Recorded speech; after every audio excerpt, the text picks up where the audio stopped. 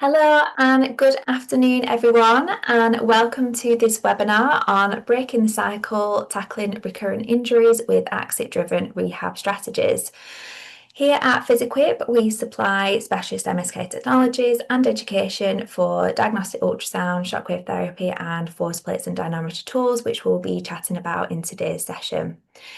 Today, we are joined by David Roach, Clinical Director and CEO of Roach Injury Clinic. And David has extensive experience in sports medicine and has been using the force plates and dynamometry tools as part of the AxIT system in his clinical practice over the last year. So we're looking forward to hearing his strategies behind using the kit. David is going to go through a short presentation for us, followed by a Q&A, and we have received some pre-submitted questions, so we'll get through those first. But if you are joining us live, please do submit some questions that you do have for David through the Q&A tab, and we can address those as well. So with that, I'm going to hand over to David for the presentation.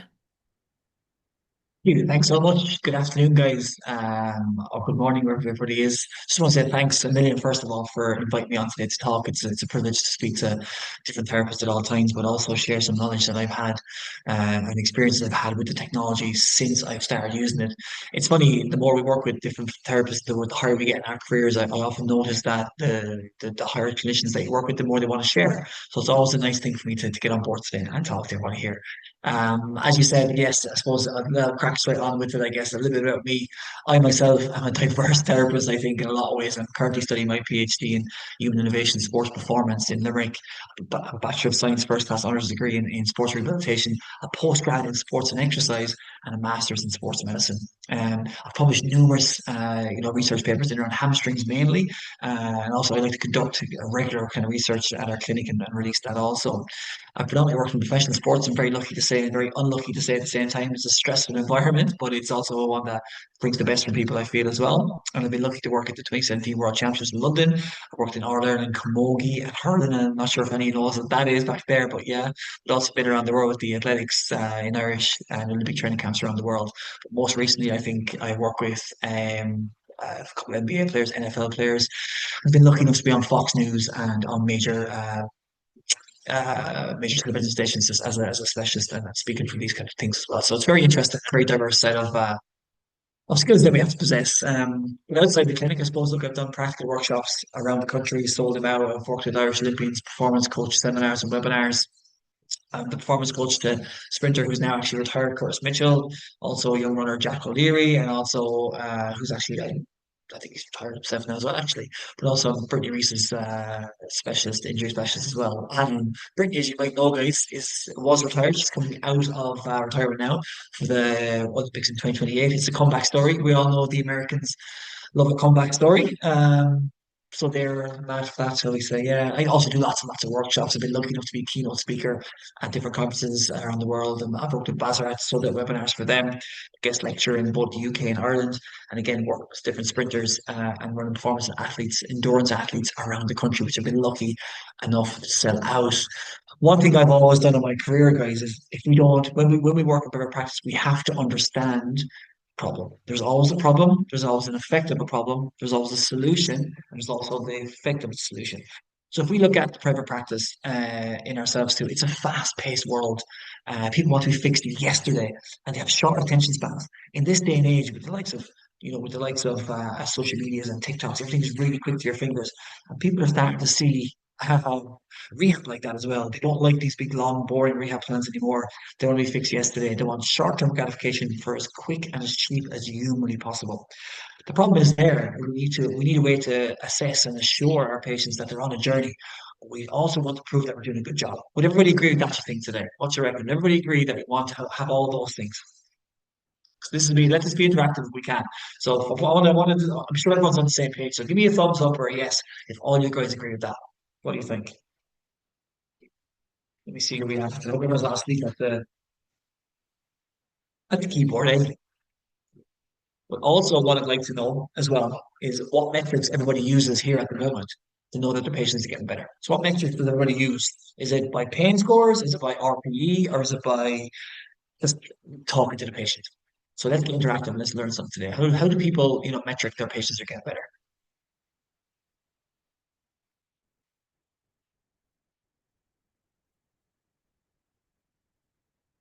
Could be shy. Let's have a little look. 'Cause I think the old school way was my patient pain is coming down, so they're better. I must sign them off. But what happens, I think, when that happens is that when the patient's pain is down, they will almost like to sign themselves off. And they go back into a sport or they go back into an activity environment, the capacity of the tissue is not where it used to be, and then the athlete will break back down again. So that's really problematic for the patient, and also it's problematic for our reputation because it looks like we've let them go back into sport too quickly. So having a metric is really important. So the problem is it's really fast paced, right?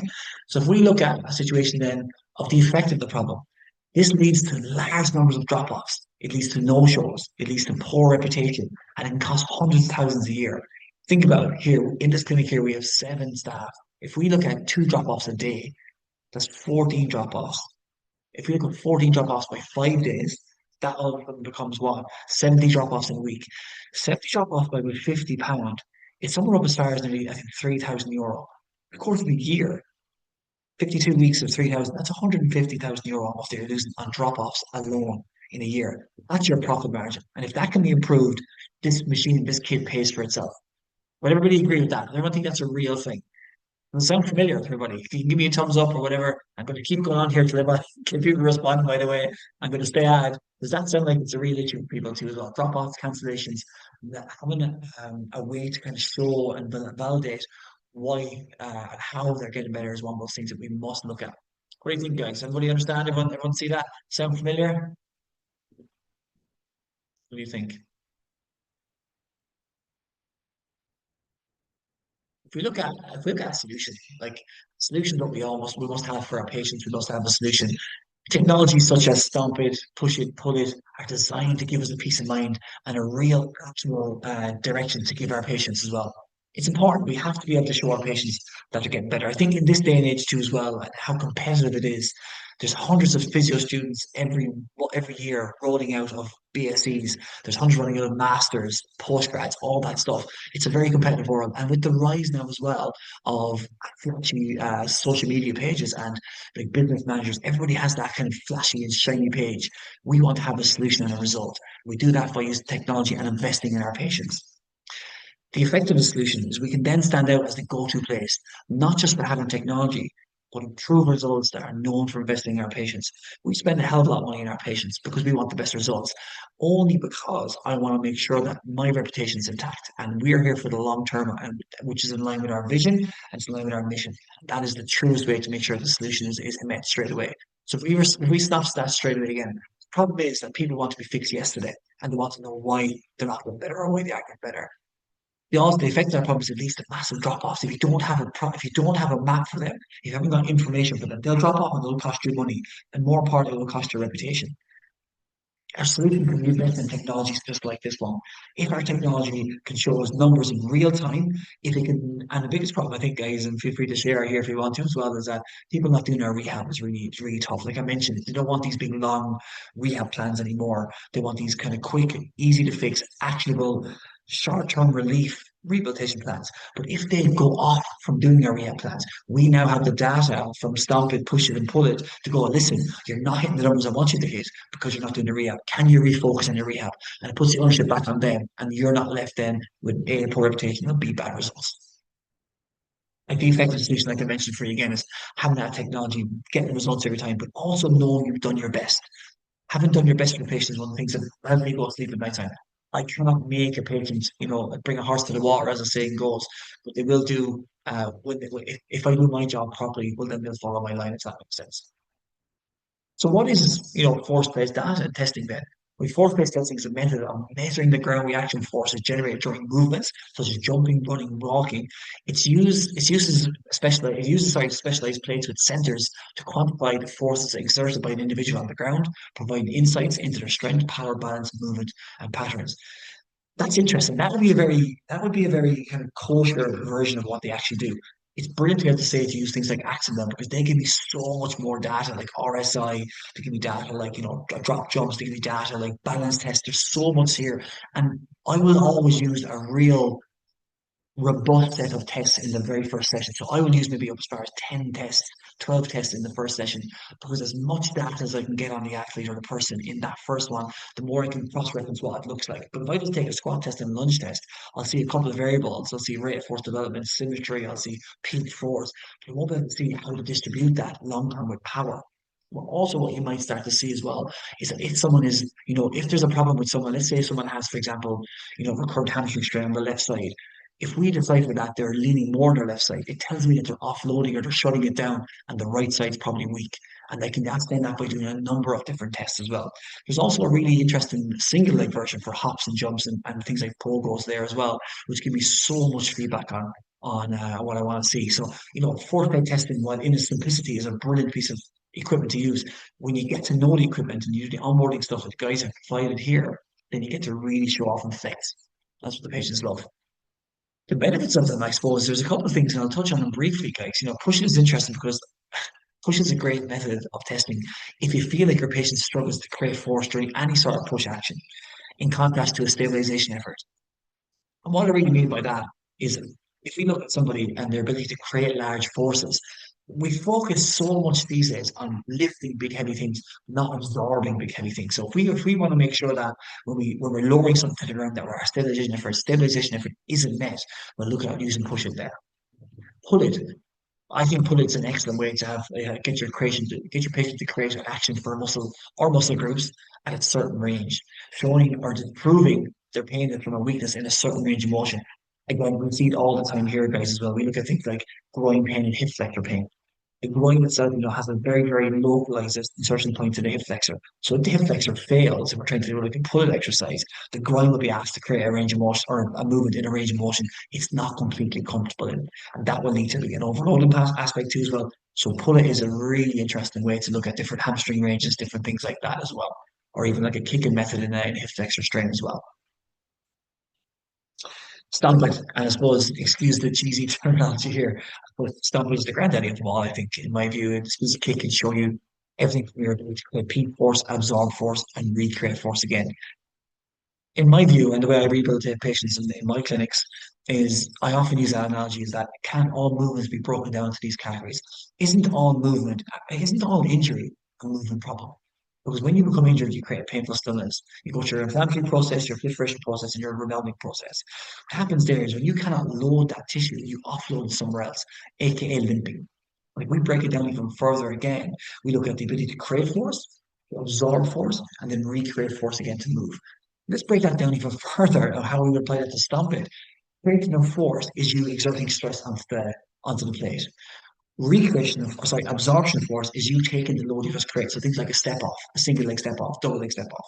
And then recreating force is like a plyometric exercise, bouncing back up again. And so we'll often do in our rehab plans, isn't it? We always finish and start, on like an isometric force conduction into concentric, into eccentric, into absorption, and then to plyometric.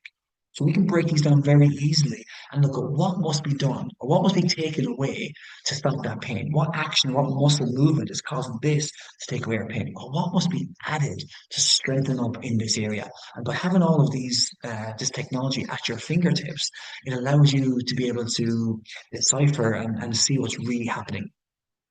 And I don't know about you guys too, but let's be honest for a second. When we talk with the patient journey with our patients, we often go through like a 6 week plan with them. And I think the first couple of weeks are easiest.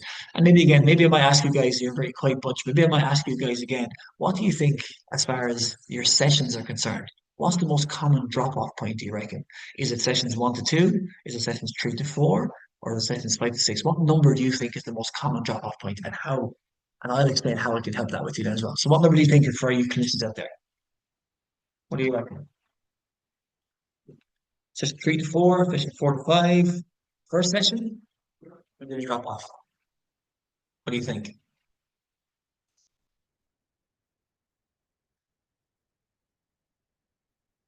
Usually, in my view, and what we see here in the clinic all the time is that session 3 to 4 is the most common drop-off point. But I think around then what happens is pain starts coming down, your stretching starts to work.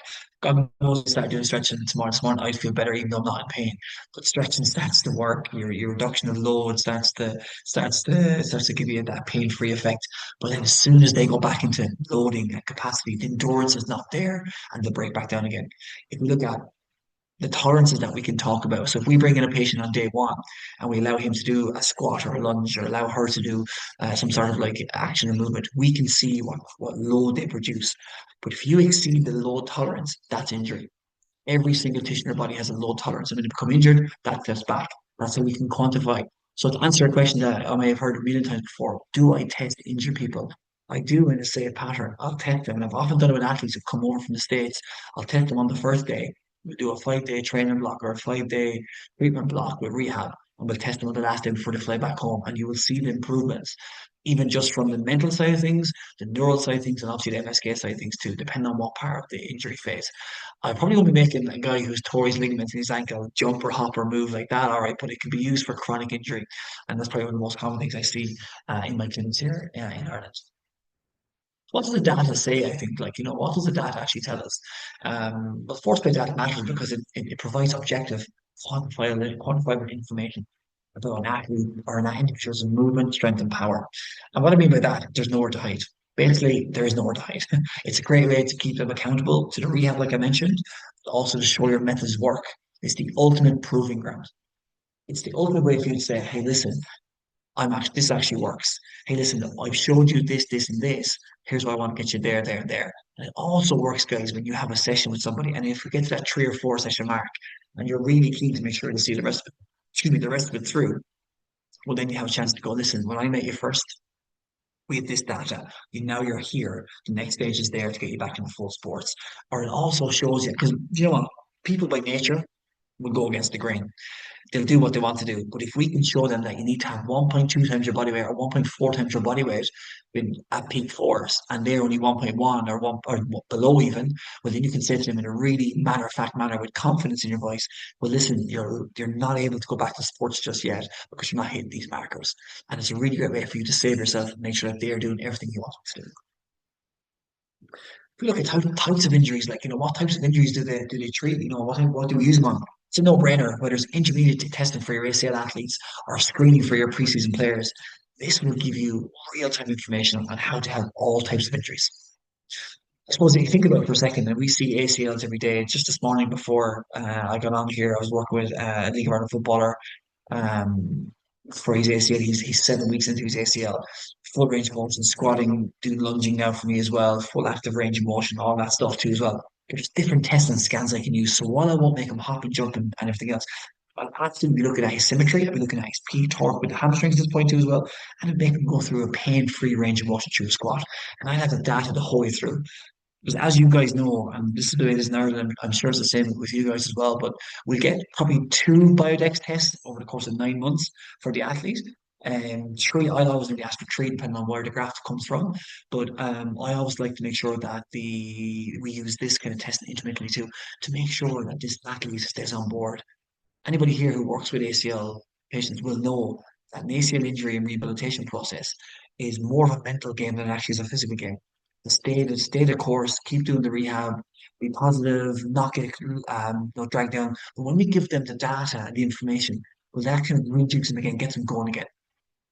And you've been quite quiet, so I don't think I'll wait too much for an answer here. But I was going to ask you guys what injuries bother you the most and answer a question on it. But we can go back to that at the end if you prefer as well. If we look at a patient journey, what does a patient journey look like? For me personally, a patient journey consists of our bringing our patients from our pain phase into our loading phase and then into our remodeling phase, and that our performance phase, whichever you want to put it. That can happen quite quickly at the start, slow in the middle, or tough at the end. I work with the Irish international team, as I've mentioned earlier on too as well. These guys cannot wait or afford to be out of the game, so they want to get back as quickly as humanly possible. This is a really, really great way by using this technology to actually prove, again, like I mentioned, that you are not able to give them that just to get back on the pitch or not get back on the pitch. But also, guys, too, one thing I haven't mentioned, it's a brilliant way for us to actually relate to coaches that the player is or isn't ready to go back as well, and makes us look that bit more professional and trusted in that environment too as well. I suppose if we crack on, we've all been there. The patient comes in with an injury and they want it right. They want it to come right. You go above and beyond, and the patient gets better and gets back, but then not long after, they break down again. And you're left scratching your head. It's actually one of the most frustrating things in the whole world. And I've seen it. And one of the things I often say to the staff or any mentees of mine, what I often say to them is that I've made every single mistake in the book. I've been there before, and things like this are really, really common. You bring them to a certain level, they get back on the pitch, and even sometimes, guys, I remember early in my career, through no fault of your own, your hands-on skills are probably quite good. You get them back; they're getting better quicker than you think they are. But looking back on now, this situation where you have to look at their emotional stressors and their psychological mindset and how much they want to get back on the pitch. Are they forgetting about the pain? Or are they putting pain to the back of the mind before they get back onto the pitch? So that would let me quite confused, I guess, you know. But where did it all go wrong? You know, your self-doubt will start to kick in then. Your tried and tested exercises that you've done seemingly like they seemingly worked, but even worse than this, doubt can now spill into the rest of your caseload. How many times, guys, have you gone and met somebody and had a really bad result in the morning with them, or been worried about where they were going next, and then you have a whole caseload for the rest of the day ahead of you, and it just takes the wind out of your sails. And trust me, if it takes the wind out of your sails, you'll never become the professional that you want to become. You'll never have the clinics or the environment or gym that you want to have as well. That stuff really seeps into the next phase. So to get back on track, I guess, easily for me is imagine you have some sort of live data to show you the why behind not only the injury, but why and how you can sort it once and for all. We see it a lot, guys, if you look at it. We see it a lot in like, tendon injuries too. The one thing that really amazed me about tendon injuries back in the day was tendons hate resting. Tendons love loading. What is the load mark? What is the load point to get the tendon on board? Too much breaks it back down, too little hurts it as well. There's a sweet spot, and that's what the hard thing is. And I'll be very honest with you, just people that come and see me, from all over the country and from the States and stuff, they're not coming to see me because there's not good no good physios around. They're not coming to see me because they like to talk to me. They're coming to see me because they want to know when they get back. They want to have someone that they can trust in their corner who can create a process. To be terribly honest with you guys, a lot of times they come and see me, and the previous physio got the diagnosis right. He knew what the problem was. They just didn't have the skill set or the technology to bring the patient through the whole process at their get on point. What is the correct stimulus that brings them close to their load tolerance but doesn't supersede their load tolerance? And that's what is that. That's what this kind of equipment can give you. It gives you a really, really good way to quantify and put methods in place. And if you understand then that the athlete is struggling with the load absorption, well, then you can get a rehab plan around load absorption and not start going through eccentric, isometric, concentric, the old fashioned way we used to do things. That's one of the biggest things I can tell you. What I might do at this point is, if anybody has any questions that they'd like to ask me, feel free to put them in the chat now, and we can answer any questions before. I'd like to go through a case study on any of the above problems. So if there's any questions out there, from that, please let me know.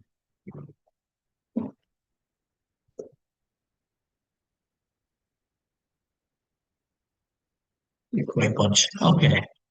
No problem whatsoever. Okay, right. So let's look at a case study here, shall we? Let's look at a persistent ATFL problem that someone has seen many other physios with. So it's interesting. ATFL ligaments. What ligaments do actually is they connect both bone, they add stabilization and that kind of neurofeedback. They also create a bit of integrity in the joint too, as well. That muscle don't have to work a bit extra harder to create a stabilizing effect, which in turn lead them to go into an aerobic kind of capacity and then burn themselves out or get tired and fail. What would you guys expect to see in his or her symmetry, peak force, and ground contact time? So let's pretend this person has come from another basic physio clinic or another basic S&C guy, and they've gone through the whole, hey, let's try, strengthening the ankle. Let's try, calf raises till death. Let's try, having a little pumping technique. What would we expect to see in their symmetry on the involved side versus the uninvolved side? The peak force versus both those two, and the ground contact time versus both those two. If we look at the importance of symmetry, share the load. Like subletting offloading, or sorry, I should say subtle offloading will become a problem the more miles or the more loaded the tissues becomes. If there's a significant dominance on one side, this will lead to tissues and ligaments breaking down. And what I really mean there is that if one side is doing 50%, sorry, 40%, the other side doing 60%, at some point in that process, they're either A, going to become overloaded on the involved side, or B, put too much load back onto the weaker side, and that side can go as well. It's a really common thing I see with bilateral ATFL injuries because of that very thing. Look back on it too as well, guys. I'm sure you've met people in your clinics and your gyms who've come in and they have bilateral patella tendon pain.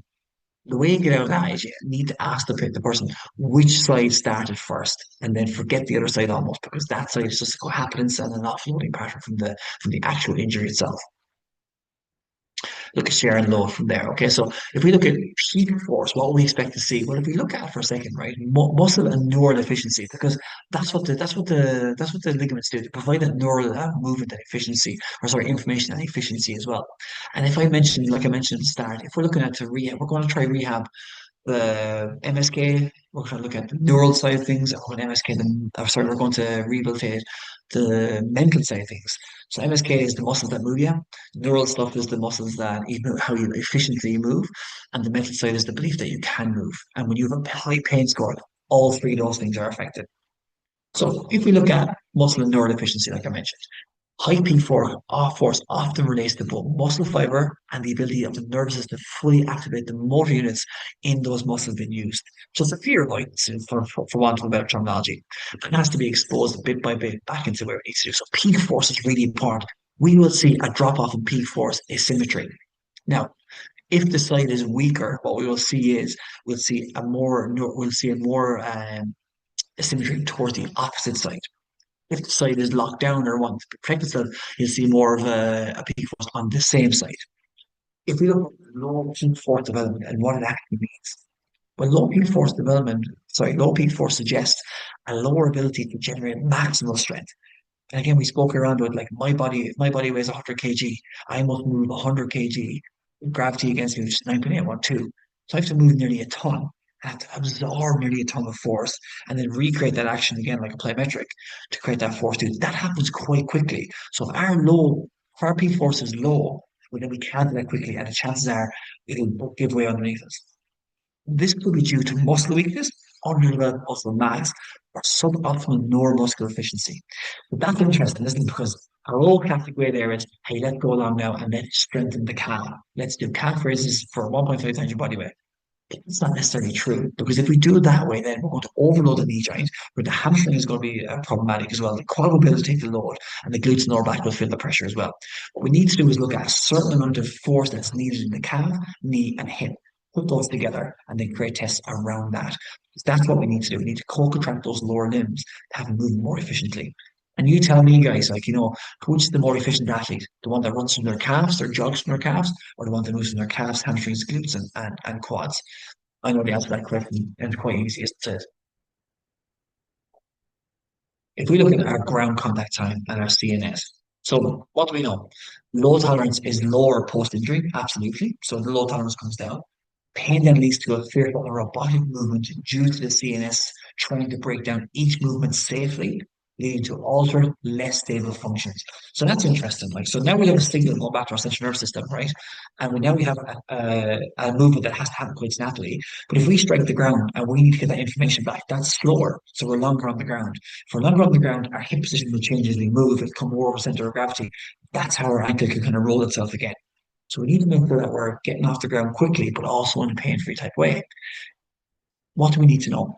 Well, we need to facilitate a quicker feedback and feed-forward event. This can be identified or done in such a way of 10 hops, double leg or single leg, which is a test on the kit. Doing this early in the process and before the return to play is a great marker for us as well. So again, they can be used very quickly in a pain-free way to identify how quickly we can hop off the ground and how quickly we get that strength. I do love that 10 hop test, double leg and single leg, because it gives us the peak force and it gives us our RSI, reactive strength index, and it also gives us our ground contact time.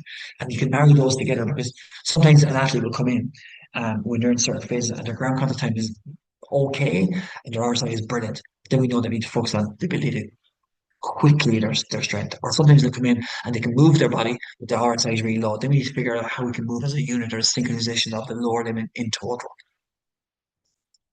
If we look at our rehab phase for this, right? If we look at our rehab phase, what are the key markers that we need to look at and talk about here? Well, every test is an exercise, and every exercise is a test. I know it's a cliche, but it's very true. Every test is an exercise, and every exercise is a test. That's why testing sessions are actually quite brilliant class too as well. They take about 45 minutes when you're with me. It's like a workout. It really is like a workout. People are sweating, it's maximal, they're DOMs after it. But test as much as you want as you can. But just know that these sessions are in their own right. So what I mean by that is that I would never reflect back the data unless I'm trying to prove a point about my rehabs. That's maybe 3 or 4 sessions backwards if I'm testing very regularly. The more regular I test, the more shorter window that I use the results from. And then on the grand scale of things, I look at deep ones too as well. So peak force and strength, let's look at that. So being able to lift their body weight is an absolute must. If they can't, we must put them on a compound rehab plan for 4 to 6 weeks to lead to a tolerant load. And that's for Gen Pop. I think a lot of the athlete ones are 1.2 to 1.4 times their body weight, depending on the lean muscle mass that's involved there as well. And I mentioned a moment ago as well, exercise that can involve quick movements that doesn't have time to travel to the brain are best here. Start low levels such as pogos, 2 inch runs, and build up with skipping. So that'll bring an aerobic element to it as well. Some elements of a drop jump with a lateral explode could be a gold standard here. So what I mean by that is we'll walk off the plate, we'll explode up into the side. So it's so frontal plane of motion exercise. So step off and laterally explode onto the side. That will give us a great indication of how willing we are to not just create force up the way, but laterally too. And they're very interesting. We talk about sports with the young man on the ground there who plays for Ireland. Very interesting and very innovative stuff too as well. And then you can get a bit creative with other exercises. I like to do that kind of drop explode single leg. So drop explode and rotate and land in a different plane of motion that you actually created force from too. And these are all metrics and editing. And that's one of the best things you can do with the kit is you can edit and you can metric all these stuff for yourself, which is brilliant. And the data's there. It's them versus them. The data sent straight to their parents, their coaches themselves, and it's a brilliant, brilliant way for them to actually be held accountable to their process. So I zipped through that enough there because I was quite keen to get to the questions. There's some really good questions coming, I'm sure. But I really enjoyed that. Thank you so much for listening to me. And I'd love to hear if you have any questions, guys. Thank you so much. Great. Thank you so much, David. That was really interesting. Some good insights there, especially to incorporate the kit effectively. So, like you Mhm. said, we have got some really good questions that we can discuss now. We'll Cool. get started with some of the pre-submitted, but as David's mentioned throughout the presentation, please do feel free to pop some questions or comments on anything that David's chatted through on the presentation as well. Some insights to you guys and your thoughts would also be really good at this point. So let's kick off the Q&A then with some of the questions we got through. So one of the first questions we had was about best treatment and assessment approach for repetitive calf strains. Yeah, brilliant. Excellent. Yeah. There's loads to kind of really get dug into here on the kit because if you think about it's the calf itself, it's attached to like a third class lever. It's very, very powerful muscle grouping with the triceps array, etc. So if we talk about treatments, for example, I'll forego the whole basic soft tissue work, etc., because by the time we get them onto the kit, we should be looking at. I suppose I love the seated barbell press. So we're looking at like a nice isometric contraction with the kit from the calf bilateral bilateral at the start, and we can use that too. But also, you must go into single leg as well.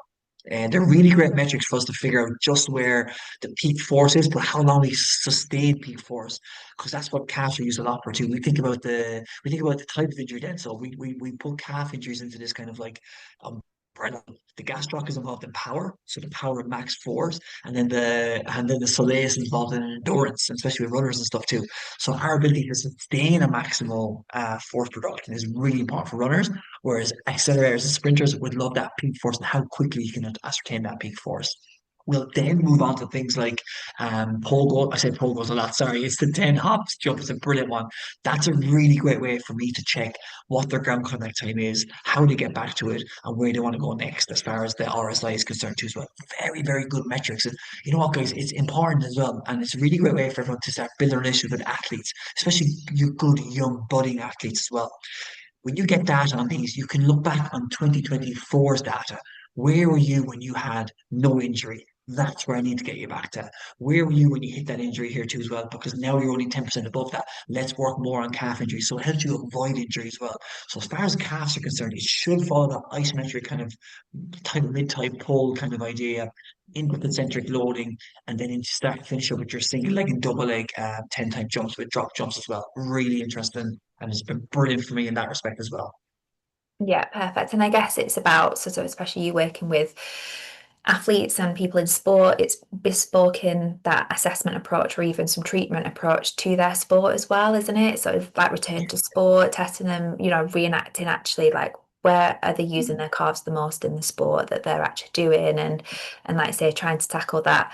Or why is that reoccurring? Like, what is the reoccurring actions and things that they're doing maybe in play that can be addressed, and you can visually see that then, I guess, with the kit.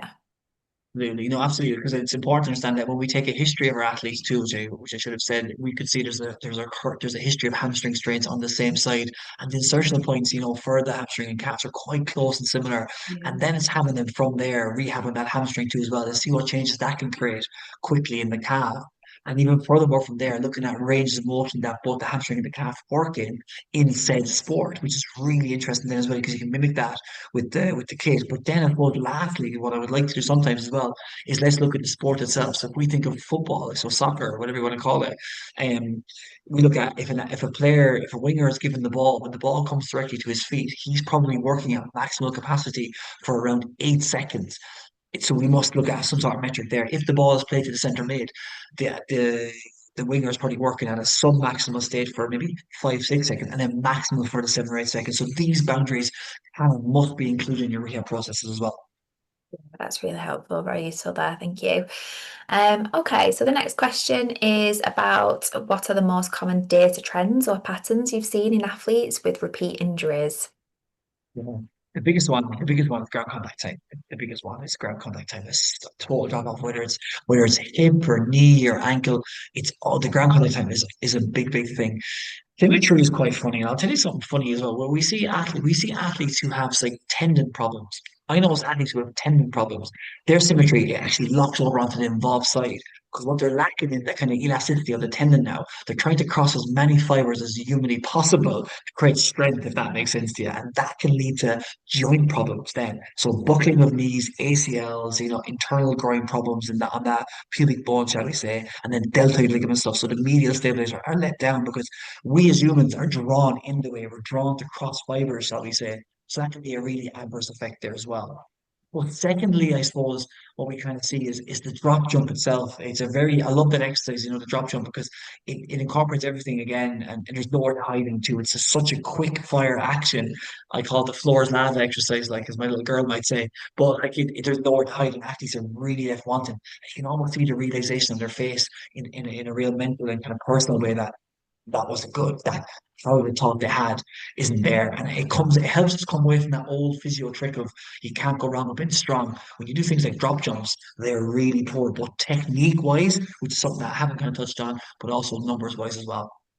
Yeah. Okay, great. And then I guess obviously with the using the actual AXIT system itself, there's lots of protocols, isn't there, already in there and built, especially for people starting off with the kit, then that's very useful. But I guess with certain data trends and patterns that you will see in clinic, and each clinic will be different with regards to patient population, etc. So, have you created your own protocols off your clinic experience now? Has that been built out in the system for you now, would you say? Absolutely. Yeah, absolutely. It's a really good point. And we do like what wasn't on there, but was really easy to mold is like a lateral lunge. Like we talked about, like again, talk about medial and lateral stabilizers and say runners, well, not runners knee side, but like ITB syndrome, for example, and that relationship between the groin winning and tug of war race. So we were very easily managed to actually put in place a lateral lunge test onto it as well. So there, and like I mentioned a moment ago, to the lateral kind of explosive hop as well. These are big metrics that I will use here to make sure my athlete can jump in, can move in a different plane of motion. Because that was one thing, you look at this, these are brilliant metrics, but a lot of them can be done in a single plane of motion, but it gives that information real time, like I said, to identify where your athlete or your patient is to. But adding that frontal range of motion to the test on any of those tests, really important. Yeah, excellent. Okay, so moving on to the next question. What are your most frequently used cues for key tests when looking at peak force versus RFD, etc.?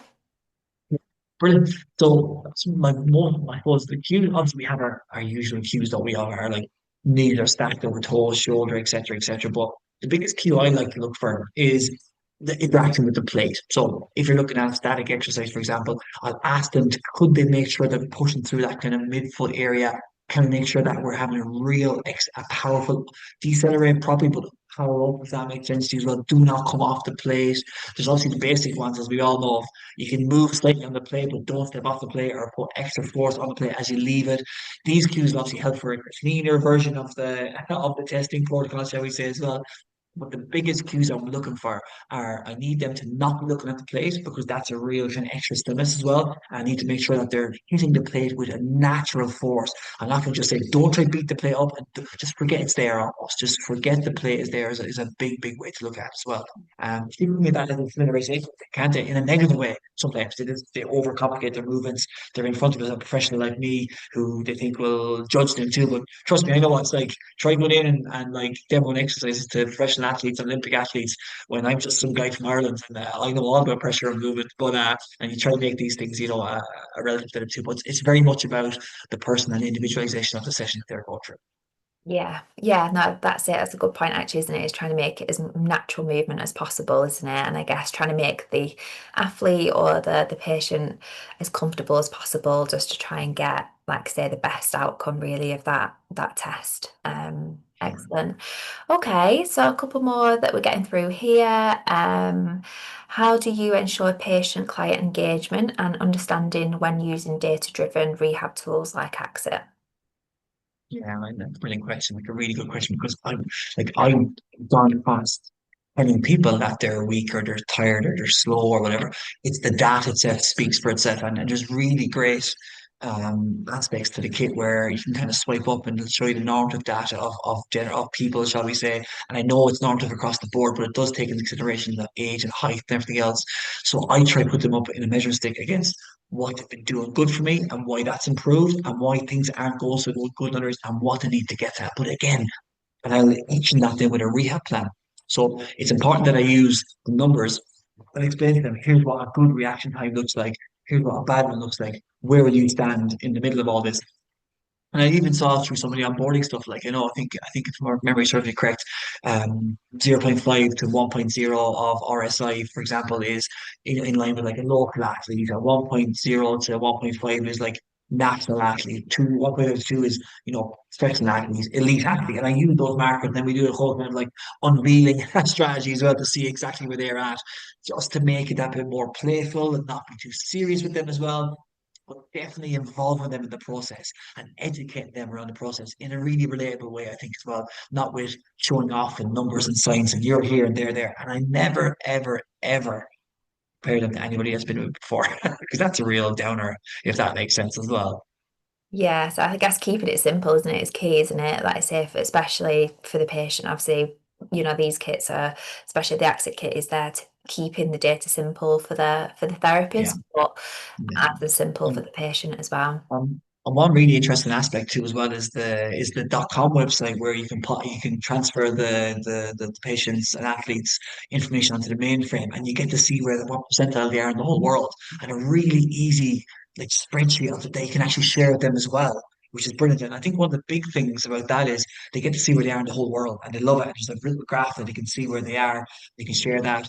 That's every bit as helpful as when you finish the session. And that's what I think people love as well, by the way, is when you finish the session within 13 seconds, the PDF is created and it's sent directly to their email. And that is just gold. That's value for money. That's a plan. That's the main reason people come and see us. People come and see us because they want to know what's wrong with them, why it happened to them, and what we're going to do about it. And that's the three things that happen at the end of every single session. So it's brilliant for that. Yeah, great. No, that's great to hear. Excellent. Okay, just a couple more then. We have this question quite a lot really with regards to sort of getting the kit, the AXIT system onboarded with clinics, and it's a question around some practical ways to integrate the AXIT to, I guess, current workflows without overwhelming other staff, essentially, or I guess sort of, yeah, existing Yeah. clients, and how to introduce that to existing clients as well. Yeah, I know, all right. And you're right, it can be a bit of like a minefield. So let me break it down to you in two ways, and I'll try not to go too far off topic here. Number one, let's break it down for the patient themselves. So when we got it first, like I tried to create a bit of a buzz around it for my patients and stuff, and they're all like delighted, they couldn't wait to get on and stuff like that because everybody from the Gen Pop into the athletes and stuff like that, wanted an idea on where their body is. And I kind of put it in such a way where, how about imagine we had data on you before your season start, the middle of the season, at the end of the season, and then we've data the whole way through of what's regular to you and relative to you at your fittest and at your most unfit. And they love that. They bought into that, shall we say. So then we used it in such a way where let's use it now as a metric to see how we can improve it. We started a whole line of performance classes off the back of that. So people come into us, would you believe, and they go through basic squat, lunge, drop jump, CMJ, and I think it's just single leg, yeah, sorry, single leg pogo hops as well, 10 by pogo hops. And then we train them for 6 weeks, and then we retest them again at the end of the 6 weeks, and they get all the spreadsheets and see where they are. And it's a really great way to add value to our patients and people like me who are 40 odd years old who've stopped playing sports fundamentally now anyway, can we do a class and have a metric to go by? And it's a really great way that I got my patients on board with that too as well. I hope that's helpful. And then secondly, with the staff, and as people know, like if you have a staff or you have people around you, what happens is that sometimes people change, so people come and go. So there's that invariable too. How we did it with the staff was we went and had a training day around it for a half a day, and we watched the majority of the brilliant onboarding stuff and the YouTube videos and all the stuff that you have, the videos that you have and stuff. And then we went in and we started on a beginner, intermediate, and advanced. And basically, the beginner was let's learn all the basic tests together. Let's test each other. Let's do squat, lunge, squat pause, isometric, mid thigh pull, drop jump, like all stuff you have to metric for. And then we did that for a while and got really good at. Then we had the second trend day, re-looked at some of the videos again, and then did the more advanced movements on it, like which the hops and stuff like that as well. And we've worked our way through it like that. And that's been the best way. I think if you go all in on it and try to get everything in one session, or you just kind of try to do all the cool, flashy ones first, you won't get anywhere. Because like I tell all the staff, we have to go away after this and create training programs and rehab programs off of the data we see. And if you're doing way too much, you'll confuse yourself and the patient will come back worse. And then that's your reputation, like we mentioned on the ground as well. Yeah, I think that's really useful to hear actually. I think like I say, because we do get, other clinics asking this question and it works different ways, but I think that sort of structure that you've just sort of fed back on there probably works really well for maybe a bigger team. And like I say, condensing that information, going away and practically doing it, within your team before sort of exposing to clients. That's really good feedback. It can be Okay. problematic sometimes. It can be problematic sometimes because Yeah. everybody wants to use it. Yeah, Everybody that's wants to be true. like, You you start know, fighting over it after that. I know, right? I know. The poor thing is you have to get charged every night. Like, I don't have to say that, not every night because the battery's amazing and like, but yeah, I know. There's been problems if we walk the gym and like, can I use it after you? It's yeah, it is what it is. Well, there you go. First come, first serve, isn't it now? Okay, so with regards to your experience in using objective assessment and how has this improved communication with other professionals or coaches and maybe like sort of doctors as well. I guess this is quite interesting from your perspective, working with some high elite athletes. Like, how's that been for you? A game changer, honestly. Because do you know what? Let's be honest for a second. When I deal with athletes who are abroad and stuff like that, sometimes the coaches don't trust their athletes. Sometimes they're like we work with athletes who are in Team USA, like things like this. And like what I will say is, I'm surprised people haven't robbed our ideas just yet. To be terribly honest with you, but what I get to do now is I get to go and say, hey, listen, you give me your athlete here. In this Yeah. short time, with the way I do things, and I'm very lucky in the sense that I am completely driven around our patient care and I've developed my own sort of strategies, my own sort of graduation process of rehabilitation that I do behind closed doors for certain aspects, but I get to now show that it works. I get to show that the athlete is better at through my protocols. And then that leads to trust. And the next time the athlete comes over, it's almost like when can the athlete come over now next? It's not we might send the athlete over at this point. It's now they're trying to get in quicker and more regularly, if that makes sense to you as well. So it's definitely added a lend of prestige to my clinics. It's definitely added a level of trust and reputation to my clinics as well by using this technology, but also involving the coaches too by not kind of flabbergasting with big numbers and this is what this does. Break it down into easy to digest parts. And a wise man once told me, if you can explain something to a child, you know it yourself. Yeah, excellent. No, I think that's a big thing, isn't it? It's trust, it's the visual aspect. They can see it, they're not just hearing about it. I think, like I say, with any sort of multidisciplinary team, I think that's key, isn't it? And I guess what objective assessment and these pieces of tech and tools does for you there, it's like I say, it's a report there in front of you. And like I say, that can be easily communicated, which Sure. we've had some really good feedback on. So great to hear. Good. We've Brilliant. got our last question, Yeah. and yeah, we've not got anything through live. We've got, like I say, a nice quiet group. It's lunchtime. I think people, like I say, ready for lunch, Yeah. aren't Yeah. they? Sorry on the background. It's all good. It's no Yeah. problem. I'm very annoying because when I do all my webinars and stuff like that, and CPDs, I'm constantly asking feedback, but I get it 1,000,000%, and let's not try Yeah. upset poor people.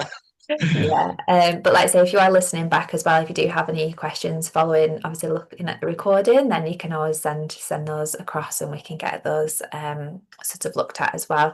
But the last question was essentially about using AXIT effectively for like return to play decisions, which I guess is quite a big piece in sport and working with athletes. So like some data points which are pretty critical for you with regards to Yeah. use it in that context. Yeah, and you know what? Like that's the biggest questions, and I do recall vividly when I set up my own practice nearly 10 years ago now, when I came home from England, say, like people coming in, and even then, up to that point, I think I always had a safety net, like I was a senior in pro rugby behind me, I've always somebody to protect me and mind me or do the end stage stuff, because return to play is and always has been like the mecca, the gold standard. It costs athletes money if they can't, especially individual sports, by the way. People who are sponsored by certain brands don't make money unless they're competing. But I do remember vividly sitting in a room and being asked the question, when can I go back running? And I do recall really not having an answer for the person. Like, and that's what's driven me today. And this is why it's even when I got to later in my career and I'm well established before I had the kit and everything else, you make decisions on the return to play based off what's going to happen in the next few days. The best thing about the kit is that it's live. It's real time. You can tell them then and there what's happening, where you're going, what force you must have, what you must overcome, what you must absorb, and how you're going to get to the next stage to get back on that pitch. So that's been a massive thing for me. I've gone from telling them what happened, maybe might happen, being good, making educated guesses, solidified guesses, solidified educational decisions is the word I'm looking for there, I think. Yeah, Yeah. nice. Good. I think you've given some faith there for maybe some other clinicians who are probably facing a lot of those challenges there that you can do it. Absolutely. Real, it's real love. We all have it every day. Yeah, absolutely. Excellent. All right, so we've got through all the questions there. So yeah, I just want to say thank you everyone for joining us this afternoon. And thank you, David, for presenting. That's really good. Sort of again, Really, look into using the system and some really interesting approaches, especially in that elite space. Yeah, yeah. really, really good. And I do have, you may see, I do put up some stuff on our page of different athletes using them, and there's athletes coming out in the summer, so people will see it being used in real time as well. So if that's interesting, anyone else, feel free to reach out to me or whatever, or see us on Instagrams or whatever the hell we're on these days. I'm not even sure these days anymore, but yeah, that's another great informative way to find out what goes on. Yeah, definitely. Like I say, I mentioned at the beginning of the session, I think, like I say, if you are using the AXIT kit or something similar, or like say objective assessment as a whole, I think it's really good to see, other people utilizing it, and especially in a space that might be relevant to your practice. So, like I say, David has, like I say, lots of content, really, really great content, and it's that visual aspect and just that Thank sort of you. incorporation of how, like I say, you can bring tech in and how it's being utilized to the best. So definitely head over to that profile. We can send some details in the follow-up email as well. With the follow-up, we will send out the link to the recording as well as a survey. So any feedback will also be really useful to us as well. Again, if you want to get in touch with us generally about anything, about any of our sort of future webinars or education or any of our bits of technologies, then again, please do feel free to reach out and speak to us. So thank you again, and thank you, David, for your time. I will go and let you have some lunch. Maybe everyone else has Yeah. time Thank now. you so much, guys. Really appreciate it. Really enjoyed it. Bye All right, bye. take care. Bye. See you guys. Bye.